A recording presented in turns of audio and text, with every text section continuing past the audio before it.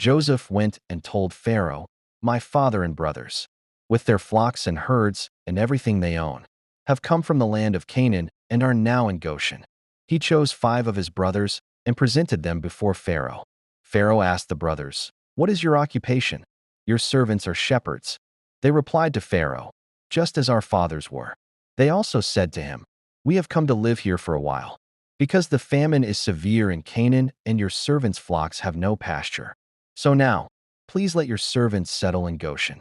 Pharaoh said to Joseph, "Your father and your brothers have come to you, and the land of Egypt is before you. Settle your father and your brothers in the best part of the land. Let them live in Goshen. And if you know of any among them with special ability, put them in charge of my own livestock." Then Joseph brought his father Jacob in and presented him before Pharaoh. After Jacob blessed Pharaoh, Pharaoh asked him, "How old are you?"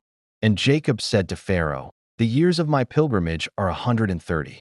My years have been few and difficult, and they do not equal the years of the pilgrimage of my fathers." Then Jacob blessed Pharaoh and went out from his presence. So Joseph settled his father and his brothers in Egypt, and gave them property in the best part of the land, the district of Ramesses, as Pharaoh directed. Joseph also provided his father and his brothers and all his father's household with food, according to the number of their children. There was no food, however, in the whole region because the famine was severe. Both Egypt and Canaan wasted away because of the famine. Joseph collected all the money that was to be found in Egypt and Canaan in payment for the grain they were buying, and he brought it to Pharaoh's palace. When the money of the people of Egypt and Canaan was gone, all Egypt came to Joseph and said, "Give us food. Why should we die before your eyes? Our money is all gone." "Then bring your livestock," said Joseph. "I will sell you food in exchange for your livestock, since your money is gone." So they brought their livestock to Joseph, and he gave them food in exchange for their horses, their sheep and goats, their cattle and donkeys.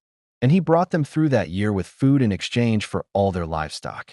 When that year was over, they came to him the following year and said, "We cannot hide from our Lord the fact that since our money is gone and our livestock belongs to you, there is nothing left for our Lord except our bodies and our land. Why should we perish before your eyes? We and our land as well. Buy us and our land in exchange for food, and we with our land will be in bondage to Pharaoh. Give us seed so that we may live and not die, and that the land may not become desolate." So Joseph bought all the land in Egypt for Pharaoh. The Egyptians, one and all, sold their fields. Because the famine was too severe for them, the land became Pharaoh's, and Joseph reduced the people to servitude, from one end of Egypt to the other. However, he did not buy the land of the priests, because they received a regular allotment from Pharaoh and had food enough from the allotment Pharaoh gave them. That is why they did not sell their land. Joseph said to the people, "Now that I have bought you and your land today for Pharaoh, here is seed for you so you can plant the ground. But when the crop comes in, give 1/5 of it to Pharaoh.